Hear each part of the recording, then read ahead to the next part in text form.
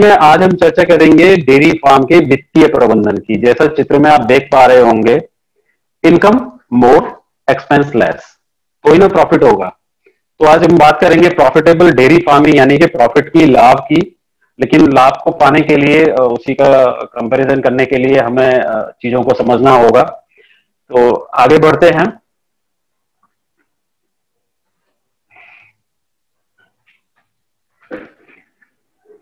थोड़ा सा मैं इसमें देखता हूं कि हमारा स्क्रीन में हमारा ये प्रेजेंटेशन आगे, हाँ तो आगे बढ़ा थोड़ा सा। तो इसमें देखेंगे एक जो युवा है वो बड़ा कंफ्यूज सा है। क्यों कंफ्यूज सा है कि आजकल तमाम वीडियो चैनल्स पे, यूट्यूब चैनल्स की भरमार आ गई है। ऐसे ऐसे ज्ञानी लोग आ गए हैं कि ज्ञान बस बस पूछे मत, ज्ञान बहुत बह रहा है एक तरफ से। कोई कहेगा कि भैया नौकरी छोड़ के डेयरी फार्म से लाखों रुपए कमा रहे हैं। बड़ा मन में ध्यान आता है, भैया लाखों रुपए कमा रहे हैं, क्या बात है। फिर तो पूरे पूरे हर गांव में बड़े बड़े डेयरी फार्म खुल जाने चाहिए थे, हर जगह डेयरी फार्म की बहुतायत होनी चाहिए थी। एक यूट्यूब वीडियो देख रहा था जी मैं, कैसे होगी डेयरी फार्म से लाखों की कमाई। अब यहाँ शब्द पे जोर देने की मैं जरूरत समझता हूँ, कमाई। कमाई तो होगी, लाभ कितना होगा वो नहीं बताते हैं। तो बड़ा ही गोलमाल है, बड़ा ही सिर्फ शब्दों का माया जाल है। तो शब्दों के माया जाल से निकल के बाहर हमें सीखना पड़ेगा कि भैया ये प्रॉफिटेबल लाभदायक डेयरी फार्मिंग के लिए जरूरी क्या है। बहुत सारी बातें हमने सीख ली, उसके लिए जरूरी वित्त प्रबंधन क्यों है उसको हम सीखेंगे। एक आदमी कहता है कि भैया जब हम किसानों से बात करते हैं कि दूध के रेट तो खर्चे के मुकाबले बढ़ नहीं रहे, रेट वही का वही है, और जो खाने पीने के दाम है वो तो बड़े आसमान छू रहे हैं, और कंपनियां दूध उस भाव से नहीं खरीद रही हैं, बड़ा ही घाटे का सौदा है। एक भाई कहता है आगे चल के कि डेयरी फार्म तो बंद हो रहे हैं, और सच्चाई भी है, कुछ डेयरी फार्म खुलते हैं बड़े बड़े बड़े गाजे बाजे के साथ खुलते हैं, और बड़ा शांति से चुपचाप बंद हो जाते हैं, पता भी नहीं चलता है। तो कहानी है क्या, बड़ा ही कंफ्यूजन है। ये देखो पैसे की बात करता है, ये कहता है ना भाई पैसा नहीं है। अब ये साहब जो है, जो एक बड़ा बस एक चित्र से दर्शाने की कोशिश की है कि है क्या, सच्चाई है क्या, क्या वास्तव में जो हमारा डेयरी फार्मिंग है लाभदायक है या सिर्फ ये कहने के लिए लाभदायक है, समझना बहुत जरूरी है। तो लीजिए आगे सवाल, क्या डेयरी फार्मिंग जो है लाभदायक व्यवसाय है। अब इस सवाल का जवाब हम इस पूरी चर्चा में, जो अभी करीब आधे घंटे आपके साथ चर्चा करेंगे, 40 मिनट करीब, इस चर्चा में आपको समझाने की कोशिश करेंगे, आप भी समझने की कोशिश करेंगे।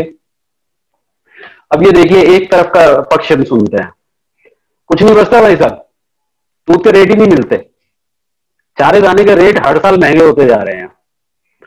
बस केवल गोबर पालन है, केवल गोबर ही गोबर बचता है इसमें, बाकी तो शरीर की बहुत मेहनत लगती है, हाड़ तोड़ मेहनत लगती है, बचता कुछ नहीं है। इससे बढ़िया तो कोई चौकीदार या किसी की भी छोटी मोटी नौकरी मिल जाए वो ठीक रहेगी, डेयरी फार्मिंग में कुछ नहीं रखा। ये एक पक्ष है। यही भाई साहब ये दूसरे वाले फोटो देखेंगे, बड़ा मुस्कुराते हुए हाथों में नोट है, इनका कहना है, और ये अक्सर के सभी लोग ट्रेनिंग में आप लोगों को बताएंगे कि भाई पहले दिन से कमाई शुरू है। सच्चाई है, पहले दिन से कमाई शुरू है, इसमें कोई दो राय नहीं है। लेकिन इन भाई साहब के हाथ में नोट तब है जब ये कहते हैं कि मैंने दूध बेचने के लिए अपनी व्यवस्था बनाई है, अपना नेटवर्क बनाया है, कोई इंतजाम किया है, किसी के भरोसे नहीं है। बड़ा महत्वपूर्ण है, भरोसे नहीं है। या तो व्यवस्था अपनी है या किसी ऐसी कंपनी के साथ इनका करार है या उसके उत्पादक सदस्य हैं जो इनका दूध, जो भी उत्पादित दूध है उसको गुणवत्ता के आधार पर खरीदती है, खरीदेगी तो ही पैसा आएगा। अब ये कहते हैं कि सही पोषण के लिए चारे दाने का सही फॉर्मूला प्रयोग करता हूं। ये भाई साहब कहते थे कि रेट महंगे हो रहे हैं, ये कह रहे हैं साहब मैं समय के हिसाब से बदलाव भी कर लेता हूँ। जैसे किसी चीज का रेट ऊपर हो रहा है तो उसको एडजस्ट करके दूसरे से रिप्लेस कर देता हूँ, उसको बदल देता हूँ। तो फॉर्मूला ये समय समय पर बनाते रहते हैं, बदलते रहते हैं समय के हिसाब से, रेट के हिसाब से। तो थोड़ा सा ये ध्यान दे रहे हैं अपने डेयरी व्यवसाय पर। ये कहते हैं गोबर मूत्र आदि से खेती के लिए उच्च गुणवत्ता वाला खाद भी मिल जाता है, इसका मतलब है अतिरिक्त कमाई। ये भाई साहब कह रहे थे कि नहीं या तो गोबर ही गोबर है। चलो दोनों इस बात पे तो सहमत है कि गोबर एक कमाई है, बचत है। ये नौकरी करने के फेर में थे। ये दूसरे भाई साहब कहते हैं कि नहीं साहब मेरा तो अपना स्वयं का व्यवसाय अच्छा है, हमेशा अच्छा है, दूसरे की नौकरी नहीं करनी पड़ती, मैं अपना समय का मालिक हूँ। हालांकि हमने योजना जब पहला लेक्चर शुरू किया था तो बताया था कि समय तो अपना होता है लेकिन पूरा समय देना पड़ता है। फिर से भाई साहब ये कंफ्यूज हो गए। तो बड़ा कंफ्यूजन, कंफ्यूजन को दूर करना हमारा काम है। लेकिन कंफ्यूजन दूर करने से पहले कुछ सवाल आपके मेरे मन में तो आते हैं कि जो अगर जिनके जवाब अगर आपके पास हुए, तो निश्चित रूप से आपका जो डेयरी व्यवसाय है, डेयरी फार्मिंग का व्यवसाय है, वो निश्चित रूप से लाभदायक रहेगा।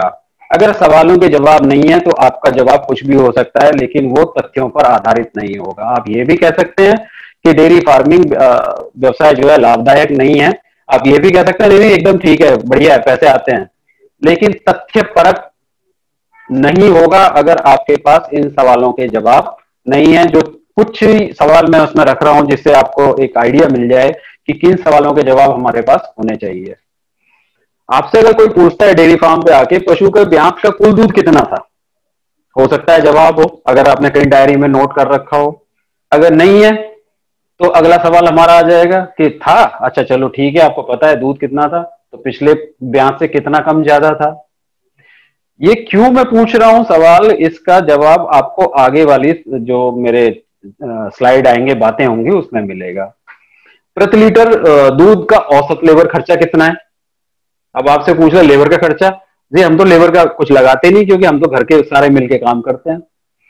प्रति लीटर दूध का औसत आहार खर्च कितना है, खिलाई पिलाई कितना खर्च होती है साहब, कि जिससे पता चल जाए कि मेरा 1 लीटर दूध पे कितना रुपया आहार पे खर्चा होता है। माना अगर 20 अगर 30 रुपए लीटर अगर आप बेच रहे हो और उत्पादन खर्चा अगर आपका 25 रुपए लीटर आ रहा है, तो कितना खर्चा होना चाहिए या कितना खर्चा मेरा हो रहा है।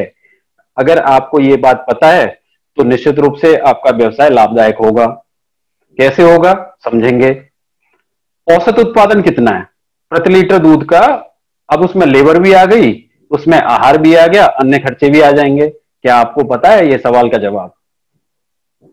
क्या आपको यह भी पता है कि साहब मैंने दूध तो उत्पादन कर लिया था, उस पर शुद्ध लाभ हानि कितना हुआ, लाभ हुआ या हानि हुई? ये तो इस सवाल का जवाब जब पता चलेगा जब आपको उत्पादन का खर्चा पता हो कि उत्पादन पर खर्चा कितना हुआ, हमने कितने में बेचा, दोनों का अंतर है, पता चल जाएगा कि लाभ है कि हानि है। इसी से पता चलेगा कि आय कितनी हो रही है। एक से एक सवाल जुड़ा हुआ है। एक महत्वपूर्ण सवाल और आ जाता है कि पशुओं की बात आती है, क्योंकि डेयरी फार्म तो पशुओं से ही चलता है, दुधारू पशुओं से। एक बछिया को तैयार करने में खर्चा कितना आता है, नहीं पता, तो साहब हिसाब किताब गड़बड़ है। पता होना चाहिए। क्यों पता होना चाहिए? जिससे आप ये निर्णय करने में सक्षम हो कि आप अपने फार्म पे बछिया तैयार करें या दूसरे से खरीदें। हालांकि इस सवाल का जवाब हमारे जो पहले की चर्चाएं हुई हैं उसमें बताने की पूरी कोशिश की और बताया भी है, अगर आपने ध्यान से सुना होगा तो। क्या सारे खर्चे योजना के अनुसार ही हो रहे हैं या योजना से कम हो रहे हैं? मैंने तो प्लानिंग कुछ और करी थी, ये तो ज्यादा हो गए खर्चे। नहीं, कम हो रहे हैं तो बहुत बढ़िया है, आपने बहुत अच्छा परफॉर्मेंस दी है। अगर ज्यादा हो रहे हैं तो ध्यान देने की जरूरत है, कौन से क्षेत्र में ज्यादा खर्चा हो रहा है, बहुत महत्वपूर्ण है। मैंने जब पहली बात पहले जो वार्ता हुई थी उसमें चर्चा की थी नकदी की, क्योंकि ज्यादातर डेयरी फार्म नकदी की समस्या की वजह से बंदी के कगार पे पहुंच जाते हैं। अब ये नकदी क्या है, हाथ में कितनी नकदी रहनी चाहिए या होनी चाहिए, कितनी रहेगी, इसका हिसाब किताब किया है क्या? क्योंकि अगर आपको याद हो, एक चर्चा में मैंने कहा था आप लोगों से कि अगर मेरे पास पशु तो है और नकदी नहीं है तो मैं अब कटौती करना शुरू कर दूंगा। सबसे पहली कटौती किस पे करूंगा? सबसे पहली कटौती करूंगा उसके आहार में, आहार की गुणवत्ता वाले आहार में। और जब आहार की गुणवत्ता प्रभावित होगी, आहार की मात्रा प्रभावित होगी, तो क्या होगा? होगा ये कि सब दूध कम हो जाएगा। तो ऐसा दुष्चक्र शुरू हो जाएगा कि वो जो फार्म है, वो डेयरी फार्म जो है धीरे धीरे बंदी के कगार पे पहुंच जाएगा। इस दुष्चक्र से बचना है तो आपको ध्यान रखना है कि हाथ में नकदी होनी चाहिए जो दिन प्रतिदिन के खर्चे का ख्याल रख सके। ऐसी इतनी नकदी जरूर होनी चाहिए। अब इसमें कब और कितना निवेश करना है, उसकी योजना क्या है? क्योंकि ऐसा तो है नहीं यार डेयरी फार्म खोल लिया और उसमें कुछ आगे बढ़ोतरी नहीं करनी, ऐसा कोई प्लान नहीं है तो बस आप स्थिर आय होगी, आय में वृद्धि नहीं होगी। आय में वृद्धि करनी है तो आपको हमेशा एक योजना बना के रहना है। उस योजना में आपका निवेश होगा, पशु आएंगे, शेड बनेगा, क्या क्या होगा, ऐसी योजना आपके पास होनी चाहिए। ये मेरे कुछ सवाल हैं। और मुझे ज्यादातर जब भी हमने फील्ड में विजिट किया है, लोगों से चर्चा की है, अच्छे डेयरी फार्म पे चर्चा की है, छोटे डेयरी फार्म पे चर्चा की है, इसमें से बहुत कम सवालों के जवाब तथ्य तथ्य वाले, मैं ये नहीं बोल रहा हूँ कि कुछ भी बोल दो, तथ्य जिसमें किसी ने कहा कि ये रजिस्टर देख लो मेरा, ये देखो रिकॉर्ड देख लो, ये मेरी बैलेंस शीट देख लो, ये मेरा नीचे देख लो क्या हिसाब किताब है, मेरे को पूरा पता है। ऐसा होता नहीं है, आमतौर पे नहीं पाया गया। अगर गलत है तो नीचे कमेंट बॉक्स में आप लिख के हमें काउंटर कर सकते हैं, बोल सकते हैं नहीं मेरे यहाँ पूरा हिसाब मिलता है। ऐसे किसानों की हमें खोज है, ऐसे किसानों से हम व्यक्तिगत तौर पे जरूर बात करेंगे और ऐसे किसानों को हम और किसानों से भी मिलवाएंगे, ऐसी हमारी मंशा है। सवाल फिर आ गया, लेकिन मैंने यहाँ पे स्टेटमेंट में क्वेश्चन मार्क हटा दिया। डेयरी फार्मिंग लाभदायक व्यवसाय है, ऐसा एक स्टेटमेंट हमारी तरफ से है। लेकिन यहाँ पे अब जोर दिया गया है व्यवसाय पे। व्यवसाय का मतलब है बिजनेस। यदि आप डेयरी फार्मिंग को बिजनेस कहते हो, व्यवसाय कहते हो, तो इसे व्यवसाय की तरह ही करो भाई। अगर व्यवसाय की तरह नहीं करेंगे तो सिर्फ हवा हवाई बातें होंगी, तथ्यपरक बातें नहीं होंगी।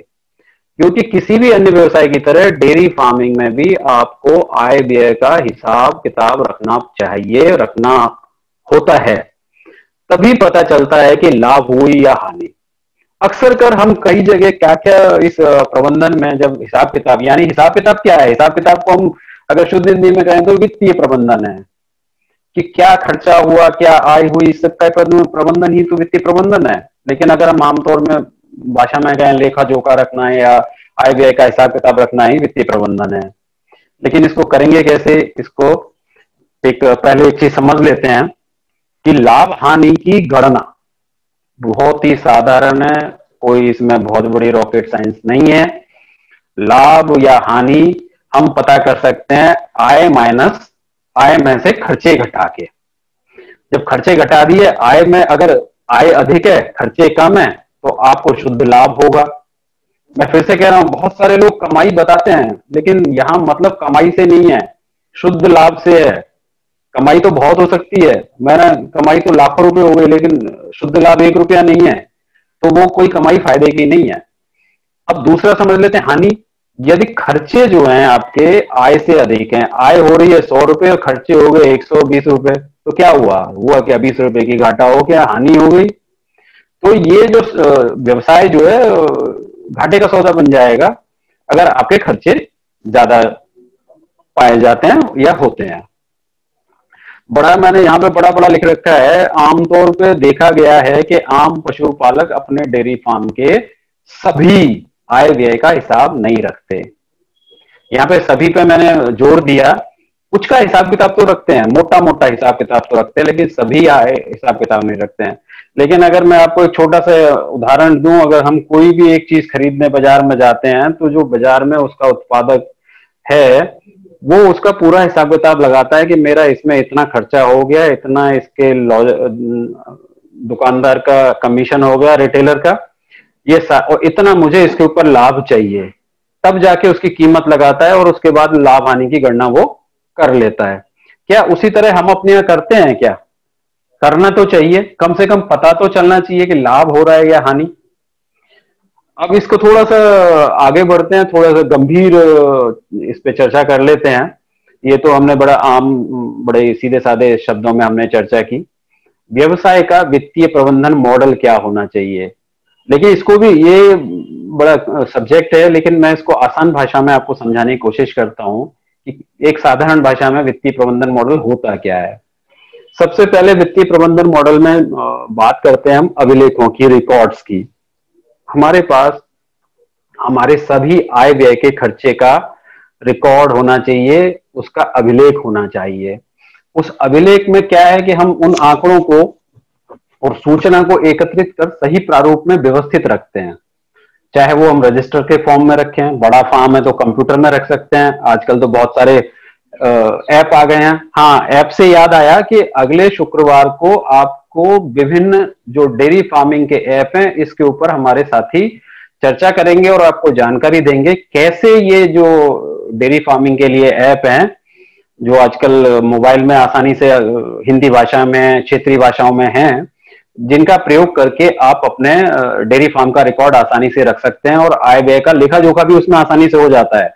इस सब के ऊपर चर्चा होगी अगले शुक्रवार को। तो अगले शुक्रवार को 3 बजे देखना मत भूलिएगा, लाइव हमारा साथ आना मत भूलिएगा, जहां ऐप के ऊपर चर्चा की जाएगी।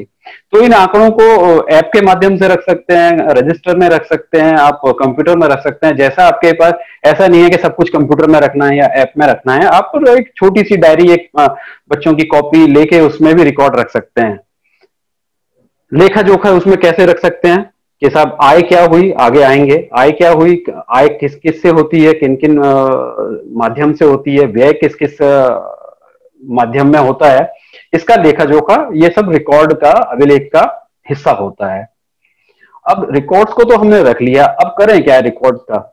रिकॉर्ड्स के आधार पे एक रिपोर्ट, बड़े फार्म में तो कुछ हमारे कर्मचारी होते हैं वो रिपोर्ट बना के देते हैं, लेकिन एक किसान क्या कर सकता है? किसान वहां से उन रिकॉर्ड्स के बेसिस पे छोटा सा देख सकता है कि अच्छा कितना आय हुई, कितना खर्चा हुआ, यही रिपोर्ट होती है। या आहार पे कितना खर्चा हुआ, आपका दवाई पे खर्चा कितना हुआ, या इनके वैक्सीनेशन पे खर्चा कितना हुआ, ब्रीडिंग में खर्चा हुआ, तो ये अलग अलग यही रिपोर्ट्स हैं। ब्रीडिंग पे खर्चा हुआ, क्या इतना ज्यादा खर्चा होना चाहिए था क्या? नहीं, कम खर्चे में काम चल सकता था क्या? तो ये सब प्रबंधकीय की रिपोर्ट है। अब प्रबंधकीय रिपोर्ट हम इसे प्रबंधकीय इसलिए कह रहे हैं क्योंकि मैनेजमेंट की बात कर रहे हैं, यहाँ प्रबंधन की बात कर रहे हैं, तो इनके ऊपर हम इन रिपोर्ट से ये विश्लेषण करते हैं, उनको देखते हैं तो पता कर लेते हैं कि डेयरी फार्म की स्थिति, वित्तीय स्थिति कैसी है, पैसे का हिसाब किताब कैसा है, पैसा अंदर जा रहा है या पैसा हमारे पास कुछ आ भी रहा है, प्रदर्शन कैसा चल रहा है। अब इन रिपोर्ट को हम कई कैटेगरी में रखते हैं, दो तीन में। एक तो क्या है, ये बैलेंस शीट, बड़े फार्म की बात करें, छोटे फार्म पे भी बैलेंस शीट बनेगी। आप देखिएगा मेरी जो अगली स्लाइड आएंगी उसमें आप आसानी से समझ सकते हैं कि यार ये बैलेंस शीट है तो बहुत आसान है, हम कर सकते हैं अपने फार्म पर भी। दूसरा होता है रिपोर्ट में आय व्यय का लेखा जोखा। तीसरी चीज होती है नकदी का विवरण यानी कि कैश फ्लो।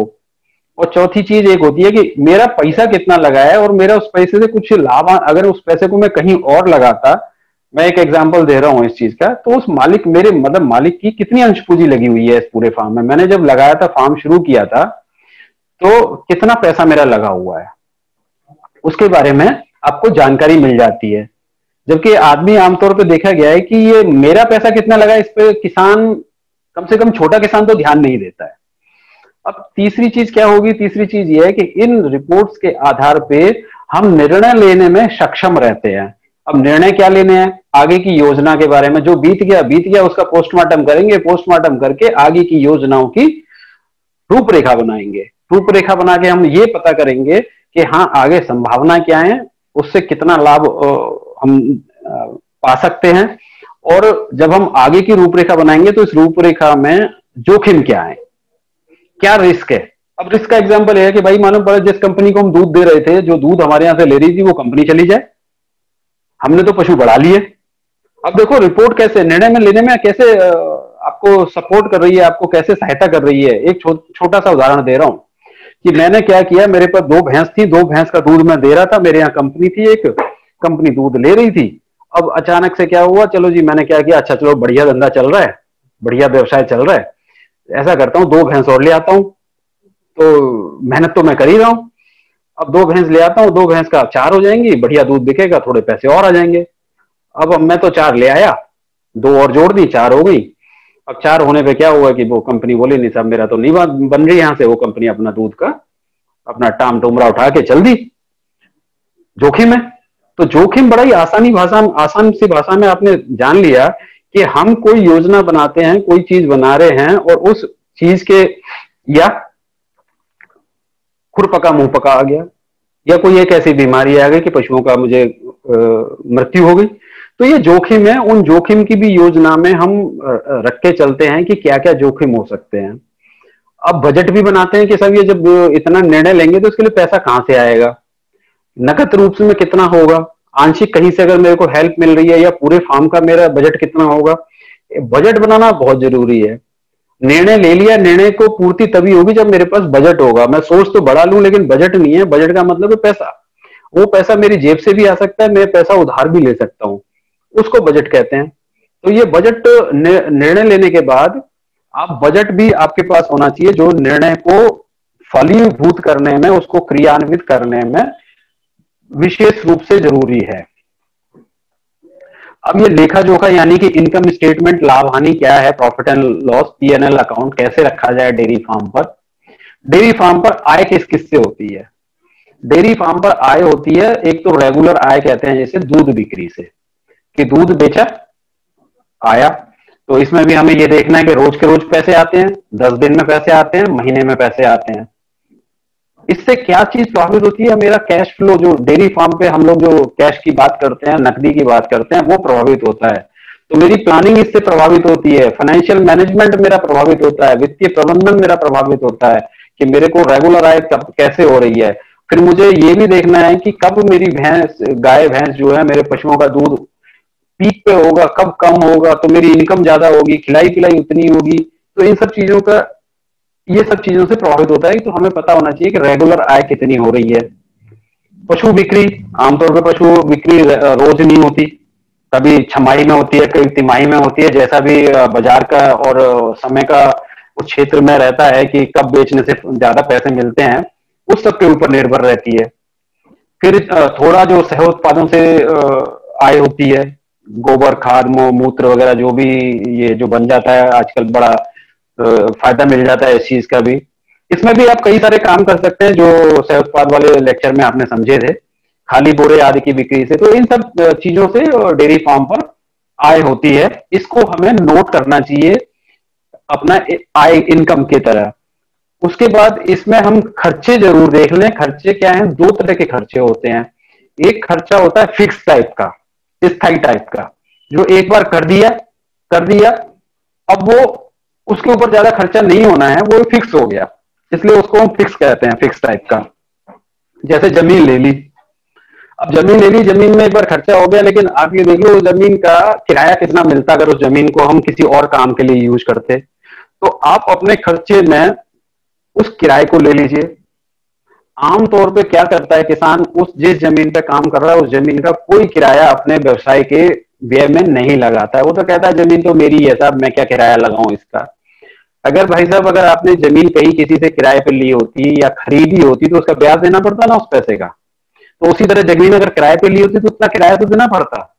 तो इस किराए को आप खर्चे में लगाइए, लगा के आप ये तो बताइए ना कि हाँ साहब इतना खर्चा मेरे को, इसका हम उसे अपॉर्चुनिटी कॉस्ट बोलते हैं, कि ये मेरा व्यय जो है मेरे को इसमें किया है मैंने।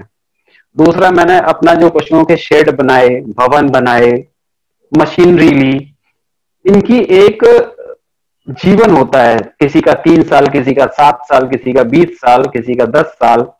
तो इसका एक तरीका होता है, इसका हर साल का एक मूल्य ह्रास, हम अंग्रेजी में उसको डेप्रिसिएशन कहते हैं। मूल्य ह्रास जो है हम, कि उसकी कीमत घटती है ना, कि अगर मैंने शेड बना लिया तो शेड की कीमत बढ़ नहीं रही है, शेड गल रहा है, टूट रहा है, रिपेयरिंग हो, तो ये सब खर्चे जो है स्थायी टाइप के खर्चे हैं, तो उनका हम मूल्य ह्रास लगाते हैं। पशुओं को हम इन्वेंट्री मान के चलते हैं, अगर हमने बेच दिया तो वो आय में चला जाएगा, नहीं तो ये फिक्स कॉस्ट में एज ए इन्वेंट्री रहेगा। अब कुछ खर्चे क्या होते हैं, ये आवर्ती टाइप के होते हैं, जो रेगुलर खर्चे होते हैं, जो रोज प्रतिदिन, दिन प्रतिदिन खर्चा होगा। ऐसा हो ही नहीं सकता कि हरा चारा होना ही है, सूखा चारा, भूसा, पराली है, जो भी है, कड़क कुट्टी, ये सूखे चारे पे खर्चा होना ही है। पशु आहार या तो आपके घर का होगा या आप खरीद के लाएंगे, खरीद के लाएंगे तो आपको रेट पता होगा, घर का होगा तब भी आपको रेट लगाना है बाजार के हिसाब से तय करके।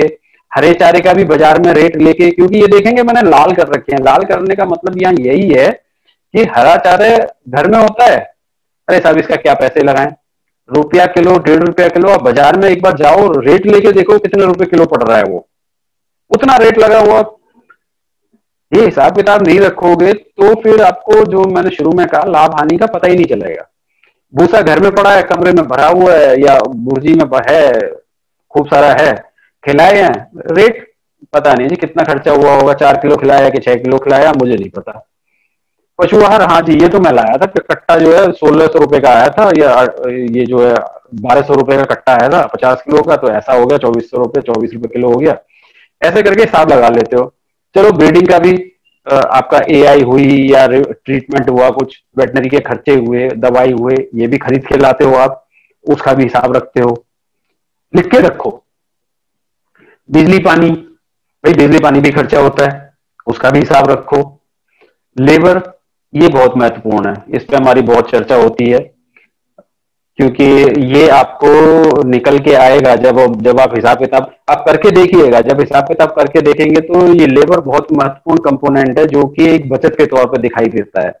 हालांकि हमने कभी अपने हिसाब किताब में ये लेबर का कंपोनेंट कभी देखा नहीं है, इसको लगाना चाहिए। इसको हम फिर से वही एक शब्द यूज करते हैं, अपॉर्चुनिटी। अगर वहां किसान लेबर, ये डेयरी फार्म में लेबर न कर रहा होता तो उसको कितना दिहाड़ी मिल सकती थी, उतना दिहाड़ी मोटा मोटी। लेकिन हमें इसमें एक चीज ध्यान रखनी है, क्या पूरे पूरे दिन 8 घंटे लगाता है? अगर वो पशु डेयरी फार्म पे 8 घंटे नहीं लगाता तो उसी हिसाब से, घंटे के हिसाब से अपनी दिहाड़ी को बांटेगा, और जितने घंटे लगाता है उतने घंटे का दिहाड़ी हिसाब किताब में एज ए खर्चा वो लिखेगा। और लिखना चाहिए, ये नहीं है कि मैंने लगाए तो 2 घंटे और खर्चा लिख दिया पूरे दिहाड़ी का। नहीं, वो गलत तरीका है। अगर आप 2 घंटे लगा रहे हो, 8 घंटे की दिहाड़ी अगर आपकी 200 रुपया है, तो आपको 4 दूनी 80 रुपए, 40 दूनी 80 रुपए लगाने हैं 2 घंटे के। तो ऐसे करके आपको लेबर का खर्चा अपना लगाना है, अपना हो चाहे अगर आपने वेतन पे रखा है, किसी को दिहाड़ी पे रखा है, तब तो बड़ा आसान है। उसकी दिहाड़ी आप उसमें जो भी महीने का खर्चा, तनख्वाह जो भी देते हैं उतना आप उसमें खर्चे में लगा देंगे। एक खर्चा और होता है, अगर आपने शेड बनवाया, पशु लिए, किसी भी चीज के लिए अगर आपने ऋण लिया है, अगर आपने कोई भी लोन लिया है, तो उस लोन वापसी और उसकी जो ब्याज का एक्सपेंस होता है, ब्याज जो वापसी होती है, उसको आप खर्चे में जोड़िए। वो खर्चे में जोड़ के खर्चा आएगा, तब आपकी आय और व्यय का सही लेखा जोखा आप रख पाएंगे। इसमें बहुत सारी चीजें और जुड़ सकती हैं। ये मोटा मोटी एक आम किसान, आम डेयरी फार्मर के यहाँ जो चीजें देखी जाती हैं, उन खर्चों को मैंने इसमें लिया है। तो इससे जब दोनों को, डेयरी फार्म पे जो आय है उसमें से जो व्यय है, उनको दोनों को जब इनको घटा देंगे तो आपको शुद्ध रुपया यानी कि शुद्ध लाभ या हानि पता चल जाएगा। निश्चित रूप से अगर अपने हिसाब किताब सही रखा है तो आपको पता चलेगा कि ये डेयरी व्यवसाय जो है वो लाभ का सौदा है। अब ये क्या है, ये तो बड़ा मतलब कि ये कौन, ये तो सब सीए बनाता है, हमें क्या पड़ी है सब ये जो डेयरी फार्म पे बनाने की। अरे साहब बहुत आसान है, नाम ही बड़ा कठिन सा लगता है, बैलेंस शीट। निश्चित रूप से बड़े व्यवसाय में ये काफी टेक्निकल होती है, लेकिन आपके लिए बड़ा आसान बना के यहाँ दिखा रहे हैं। इसमें दो शब्द रखे हैं, एक संपत्ति यानी असेट। असेट क्या क्या होता है, असेट, और दूसरा है देनदारी यानी लाइबिलिटी। इन दोनों को बैलेंस शीट में बराबरी होनी चाहिए कि असेट बराबर देनदारी, असेट बराबर लाइबिलिटी, इस तरह का ये रहता है। दोनों बराबर होना चाहिए, अंत में दोनों का मेल हो जाना चाहिए। अब इसमें भी दो तरह की संपत्ति असेट होते हैं, स्थायी यानी कि फिक्स असेट। अब फिक्स असेट जैसे फिक्स्ड व्यय थे, उनको अपने असेट की तरह ले लिया।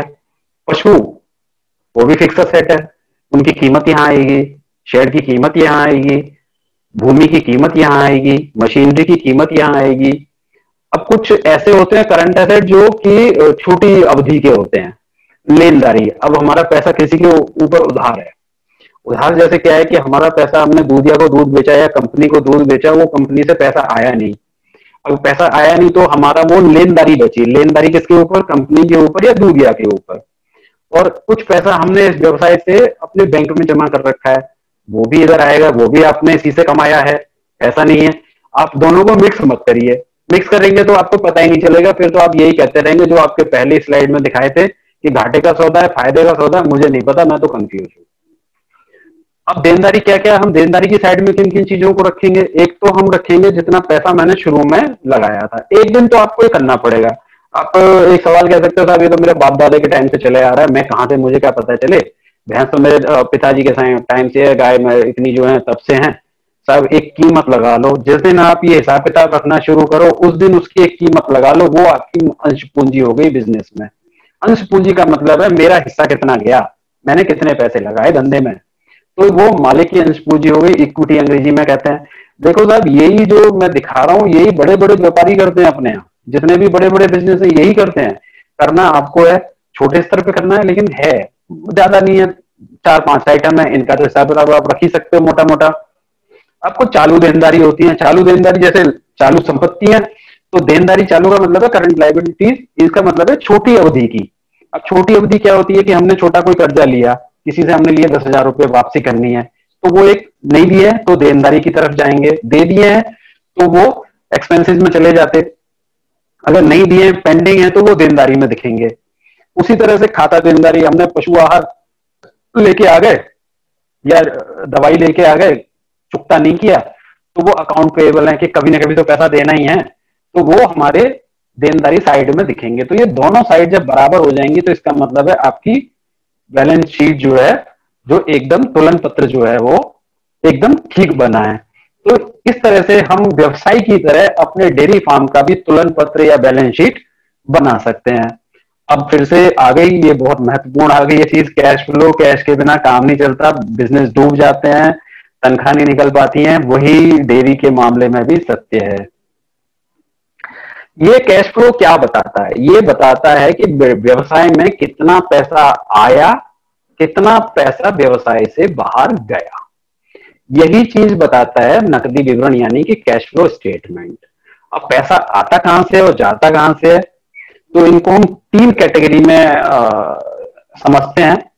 और ये तकनीकी रूप से बता रहा हूं, लेकिन आप इसको आसान भाषा में भी समझ सकते हैं कि ऑपरेटिंग एक्टिविटी है संचालन, जो डे टू डे काम होता है, दिन प्रतिदिन होने वाले आय व्यय का जो कैश का आना और जाना लगा रहता है। पशु आहार लाए, दूध बेचा, तो दूध बेचने वाले से जो आय हुई या जो भी रेगुलर डे टू डे से जो आय होती है, इनकम होती है, पैसा आता है, वो यहां पर लिखते हैं। आया तो ऐड हो जाता है, गया तो माइनस हो जाता है। डेप्रिसिएशन है, ये ऐड हो जाएगा। ब्याज है, लेनदारी देनदारी, तो एडिशन डिलीशन यानी जोड़ घटाव दोनों का रहता है। पशु खरीद भी उसी तरह से, तो ये एक, अगर पशु बेच दिया तो एडिशन हो जाएगा, पशु खरीद लिया तो वो नेगेटिव में चला जाएगा। ऐसे समझ लो कि मैंने एक गाय बेच दी और 1 लाख रुपए आया, तो मेरे पास क्या हुआ, कैश की बढ़ोतरी हो गई, नकदी की मेरी जेब में बढ़ोतरी हो गई। तो ऐसे समझ लो कि जेब से पैसा कितना आया, कितना पैसा गया। अब मैंने पशु खरीद लिया, एक गाय 75,000 की, तो अब 1 लाख की मैंने बेची थी, 75 की खरीद ली, तो मेरी जेब में कितना बचा, तो मेरी जेब में बचा 25,000 रुपया। तो ये बैलेंस कैश है। तो अब मुझे पता चल गया साहब मेरे पास तो 25,000 रुपया है, उसी से मुझे धंधा करना है। तो उसी तरह से हमें ये सारी जानकारियां रहेंगी तो पता रहेगा कि हमारे इन हैंड जो है कितना कैश है, जिसके बेसिस पे हमें अपने डिसीजन लेने हैं। दूसरी गतिविधि होती है निवेश गतिविधि। निवेश का मतलब है इन्वेस्टमेंट। अब इन्वेस्टमेंट किस चीज पे होता है, ये ऐसी चीजों पे होता है जो लंबी अवधि के होते हैं, इन्वेस्टिंग एक्टिविटी कहते हैं। जैसे हमने एफडी कराते हैं अपने यहाँ, तो एफडी कितने की होती है, ऐसे तो नहीं कि अभी 15 दिन की एफडी करी, वो कोई एफडी थोड़ी है। एफडी तो होती है 5 साल की हो, 3 साल की हो, 7 साल की हो, ऐसी एफडी होती है लंबे समय की जिनमें हमें कुछ बेनिफिट मिलता है। तो इन्वेस्टमेंट से हमेशा बेनिफिट आता है। तो ऐसी गतिविधि क्या है, नया शेड बनवाया, इन्वेस्टमेंट किया, खर्चा हुआ, तो इसको हम, अब शेड बनवाया तो नेगेटिव हो गया क्योंकि जेब से कैश चला गया। नई मशीनरी खरीदी तो जेब से कैश चला गया, नेगेटिव हो गया। अब मशीनरी हमने कोई पुरानी बेची तो वो पैसा मेरी जेब में वापस आ गया, तो पॉजिटिव हो गया। या मैंने कहीं निवेश कर दिया, मैंने कोई एफडी कर दी तो मेरी जेब से चला गया। तो ऐसे नेगेटिव या चला गया, आ गया, चला गया, आ गया, इनको जब बैलेंस करते हैं तो वही रहता है हमारे पास असली कैश जो हाथ में होता है। एक और एक्टिविटी होती है वित्तीय गतिविधि। अब मैंने क्या किया सब, जो लोन लिया, मैंने लोन लिया तो इसका मतलब है मैंने कहीं से फाइनेंसिंग कराई, अपनी बैंक से कराई होगी, किसी लाला से ली होगी, रिश्तेदार से ली होगी, घर वालों से लिया पैसा, तो वो भी हमें पता रहेगा अगर हमने उसको नोट किया है कि साहब ये लंबी अवधि का ऋण लिया है या मैंने किसी को दिया है। दोनों चीजें फाइनेंसिंग में आएगी। अगर लिया है तो पैसा मेरी जेब में आया तो पॉजिटिव हो गया, अगर मैंने पैसा किसी को ऋण की तरह दिया है तो वो नेगेटिव हो गया, यानी मेरी जेब में से पैसा, बिजनेस में से पैसा निकल के बाहर चला गया। तो बहुत साधारण भाषा में आप समझ लो कितना पैसा व्यवसाय में आया और कितना पैसा बाहर गया, दोनों का बैलेंस कर लो एक्टिविटी हिसाब से। जो नीचे निकल के आएगा बैलेंस, वही आपके बिजनेस को रन करने में, चलाने में, डेयरी फार्म के व्यवसाय को चलाने में महत्वपूर्ण रोल अदा करेगा। वही सबसे महत्वपूर्ण है, क्योंकि नकदी नहीं होगी तो आप दिन प्रतिदिन की एक्टिविटीज चला नहीं पाएंगे। चाहे आप पे कितने भी पशु हो, कितना ही बढ़िया शेड बना रखा हो, कितना ही बढ़िया आपने प्लानिंग कर रखी हो, बिना कैश के आप दिन प्रतिदिन की एक्टिविटी, क्योंकि तनख्वाह देनी है या आपको फीड लाना है या डॉक्टर आया तो उसका दवाई देनी है, ऐसा थोड़ी कर जी मेरा देखो शेड कितना बढ़िया है और इलाज ऐसे ही कर दो। वो तो फीस चाहिए उसको, तो फीड वाला भी कहेगा जी सेट देख के थोड़ी वो दे जाएगा आपको फीड, उसे तो पैसा चाहिए। तो पैसा कहां से आएगा? पैसा आएगा जब आप बिक्री करेंगे, कैश आएगा, उसी कैश से आप उसको पेमेंट करोगे। तो कैश बहुत महत्वपूर्ण है, नकदी का विवरण जानना बहुत जरूरी है। और नकदी के विवरण से यहां मेरा मतलब है, ये उस दिन की नकदी का विवरण नहीं है, आने वाले महीनों में मेरे पास किस किस महीने में कितनी नकदी होगी, उस नकदी होने के हिसाब से मैं अपनी प्लानिंग करूंगा कि मेरे पास इतना पैसा आने वाला है कि मैं इस महीने में नई गाय खरीदूंगा, या इस तरह का मेरे को एक्टिविटी करनी है, तो इस महीने में इतने पैसे होने ही चाहिए, चाहे वो मुझे पैसे किसी से उधार लेने। अब मुझे साइलेज बनाना है, अब साइलेज के लिए मेरे पास खेत नहीं था, मैंने फसल खरीदी, फसल खरीदने के लिए मुझे तुरंत पैसा देना पड़ा। अब मुझे पता होना चाहिए कि साइलेज किस महीने में बनेगा। इस महीने में अगर मेरा साइलेज सितंबर में बन रहा है, तो सितंबर में मुझे पता होना चाहिए मेरे को इतने पैसे की जरूरत पड़ेगी, तो उतने पैसे का नकदी का इंतजाम मेरे पास होना चाहिए। वो कैसे होगा? जब आप ये सारे का रिकॉर्ड रखेंगे, लेखा जोखा रखेंगे कि मुझे इस महीने में या तो लोन लेना है या मेरा इतना पैसा मुझे बचा के रखना है जो मैं इन्वेस्ट करूंगा। या साइलेज, साइलेज एक तरह से इन्वेस्टमेंट है कि आपने वो अपने पैसा ब्लॉक किया हुआ है वहां पे, क्योंकि आपने सस्ते में बना लिया है, वो आपको फायदा दे रहा है। इन्वेस्टमेंट क्या है? इन्वेस्टमेंट वही है जो जहां पर आपको निवेश करने से बाद में लंबे समय में फायदा हो, लाभ हो। तो ऐसे करके आपके, अब देखो मैंने एक दो उदाहरण बता दिए हैं, उदाहरण से आप और भी उदाहरण ले सकते हो। एक उदाहरण साइलेज का बता दिया कि पैसे की जरूरत पड़ती है, उसी तरह से आपको ये भी पता चल जाएगा गर्मियां आएंगी, गर्मियों में दूध कम हो जाएगा, या आपको ये भी पता चलेगा कि एक समय ऐसा आएगा कि मेरे पशु उतना दूध में नहीं होंगे जितना दूध मेरे पास था, तो आपके पास पैसे की जो इनकम में कम हो जाएगी, खर्चे तो बराबर ही रहे हैं, खिलाई पिलाई होगी होगी। तो ऐसी स्थिति में मेरे को अपने डेयरी फार्म की प्लानिंग इस तरह से ही रखनी होती है, वित्तीय प्रबंधन ऐसे ही करना होता है, तभी सक्सेसफुल हो सकते हैं, तभी लाभप्रद बन सकता है डेयरी व्यवसाय, जब हम वित्तीय प्रबंधन सही से करें, रिकॉर्ड रखें, उनका लेखा जोखा रखें, लेखा जोखा रख के और हम उसको बीच बीच में उसका रिपोर्ट बना के उसको हम देखते रहें। अब अंत में कुछ याद रखने योग्य बातें हैं, इनको जरूर गांठ बांध लीजिए, नोट कर लीजिए। अभी तक अगर आपने नहीं भी सुना है तब भी कोई बात नहीं, आप बाद में देख लीजिएगा, लेकिन इनको जरूर ध्यान रखिएगा। एक तो आय व्यय का लेखा जोखा रखना प्रारंभ करेंगे, याददाश्त पर निर्भर नहीं होंगे, बल्कि समुचित रिकॉर्ड रखेंगे। नोट कर लो, गांठ बांध लो, डायरी बना लो, कि याददाश्त पर निर्भर नहीं करेंगे, हमेशा रिकॉर्ड्स बना के रखेंगे। रिकॉर्ड्स, ये कह रहा हूं, करना आपको ही है। सारे खर्चों का हिसाब रखना है, चाहे घर से मिल रहा हो, हरा चारा हो चाहे सूखा चारा हो, घर की लेबर हो, जमीन का किराया हो, शेड मशीनों का मूल्य ह्रास हो। अब मैंने कुट्टी काटने की मशीन लगाई, उसका मैंने लगाई थी 25,000 की, आज 25,000 रुपए कीमत थोड़ी लगेगी उसकी। अब समझ रहे, बेचने जाओगे तो 25,000 रुपए थोड़ी मिलेंगे, तो उसका मूल्य ह्रास हो गया, उसका कीमत घट गई।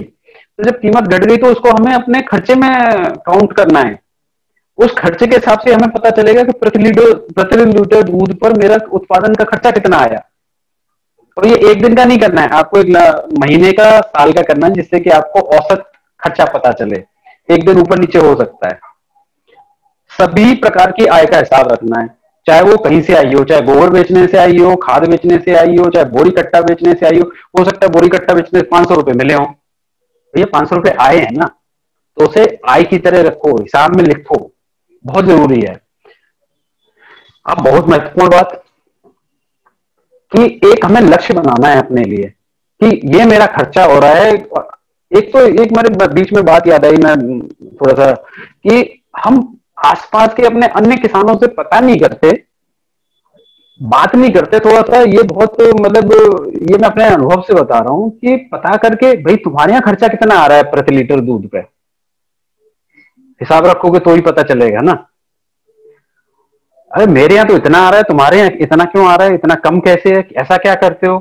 तो एक दूसरे से सीखने की जरूरत है। अगर वहां मुझे पता चला कि भैया 20 रुपए प्रति लीटर उत्पादन खर्चा है और मेरे यहाँ 25 आ रहा है, तो भाई मैं 20 कैसे लाऊं? वो ऐसा क्या कर रहा है कि उसका 20 रुपए लीटर प्रति लीटर खर्चा आ रहा है और मेरा 25 क्यों आ रहा है? उसका 25 है, मेरा 30 क्यों आ रहा है? कुछ भी करो, खर्चों पे नियंत्रण करने के लिए हर महीने का, पूरे साल का एक लक्ष्य बनाओ कि भाई मैंने पता कर लिया कि वैज्ञानिक रूप से सही तरीके से डेयरी फार्म करने पे प्रति लीटर दूध का उत्पादन पे खर्चा इतना आता है, या वेटनरी का खर्चा इतना आता है, ब्रीडिंग का खर्चा इतना आता है, या कहो कि 1 कुंटल चारा पैदा करने में, हरा चारा पैदा करने में इतना खर्चा आता है। इन खर्चों के नियंत्रण के लिए आपको लक्ष्य रखना है और उन्हें प्राप्त करना है। देखो भाई, बिजनेस में भी ऐसा ही होता है। बिजनेस में वो तय करते हैं, हर महीने तय करते हैं कि देखो सर तुम्हारे खर्चे ज्यादा हो रहे हैं, इन खर्चों को यहां तक लाओ। उनके ऊपर प्रेशर रहता है, क्योंकि यहाँ हम खुद अपने मालिक हैं, हमारे ऊपर कोई प्रेशर नहीं है। तो खुद मालिक है तो खुद का हिसाब खुद ही रखना पड़ेगा, अपने लिए लक्ष्य खुद निर्धारित करने होंगे और उन्हें प्राप्त करना है। एक और लक्ष्य, खर्चों पे तो नियंत्रण कर लिया, अब है कि खर्चों में नियंत्रण कर लिया तो आय में वृद्धि भी करनी है। एक तो लाभ आ ही जाएगा कि आय उतनी भी रहे और खर्चे कंट्रोल में आ जाए, थोड़े कम हो जाए तो लाभ बढ़ जाएगा। और लाभ पाना है तो आय में वृद्धि करो। आय में वृद्धि करने के डेयरी फार्म पे दो ही सबसे बढ़िया हैं। एक तो ऐसे नस्ल पालो, ऐसा फीड एंड मैनेजमेंट करो कि दूध की मात्रा बढ़े, उसकी सही क्षमता का दोहन हो। अगर अच्छा पशु अगर 30 लीटर देने वाला है तो 30 लीटर का दोहन हो, 20 लीटर देने वाला है 20 का दोहन हो, ऐसा ना हो 30 का 20, 20 का 10, तो आय में वृद्धि नहीं होगी, सब घाटा ही होगा। दूसरा, गाभिन दर, सब जानते हैं इसके लिए क्या महत्वपूर्ण है, वो करना जरूरी है। हमारे यहाँ चर्चा की है कि गाभिन दर कैसे बढ़ाएं, नस्ल सुधार के टाइम पे चर्चा की है, प्रजनन के टाइम पे चर्चा की है, फीड मैनेजमेंट के टाइम पे चर्चा की है, आपका देसी इलाज है इनके टाइम पे भी चर्चा की है कि गाभिन की दर कैसे बढ़ाई जा सकती है। उसके लिए लक्ष्य रखें। अगर किसी फार्म पे सब अगर ये कहें गाभिन ब्याने के बाद गाभिन होने का टाइम जो है 4 महीने है, 6 महीने है, तो उसे घटा के 4 महीने पे लाओ। पहले 4 महीने है 3 महीने पे लाओ। आमतौर पर 60-65 दिन में ब्याने के बाद जो पशु है गाभिन हो जाना चाहिए। ऐसा क्या फायदा क्या है इससे? बोला इसमें वित्तीय प्रबंधन में कहां से आ गया? वित्तीय प्रबंधन में इसलिए आ गया क्योंकि ये आय में वृद्धि करेगा। आय में वृद्धि कैसे करेगा कि अगर गाभिन दर ठीक है तो आपके पास ज्यादा बछियां होंगी, ज्यादा पशु दूध देते हुए होंगे। तो जब ये सब होगा तो आय में तो वृद्धि होनी है, और खर्चे आपने नियंत्रण कर लिए तो लाभ तो होना ही होना है। घाटे का सौदा नहीं है। अब मैं बोल रहा हूं कि घाटे का सौदा नहीं है, लेकिन खर्चों में नियंत्रण, आय में वृद्धि, ये आपके स्वर्ण सूत्र हैं, गोल्डन रूल हैं, याद रख लीजिए। आ गया स्टेटमेंट? फिर से मैं वही बात, अगर आप डेयरी फार्मिंग को व्यवसाय कहते हो तो व्यवसाय की तरह करो, ये तभी लाभदायक होगी। ये अंत में मैं अपने शब्द कह रहा हूं कि खर्चों पे नियंत्रण, आय में वृद्धि और समुचित गाभिन दर, ये 3 गोल्डन रूल आप याद रखिए। हिसाब किताब रखिए, लेखा जोखा रखिए, आपका वित्तीय प्रबंधन रखिए। वित्तीय प्रबंधन रखेंगे आपको निर्णय लेने में आसानी होगी। निर्णय लेंगे, योजना बनाएंगे तो उनको कार्यान्वित करेंगे तो ही आपको परिणाम देखने को मिलेंगे।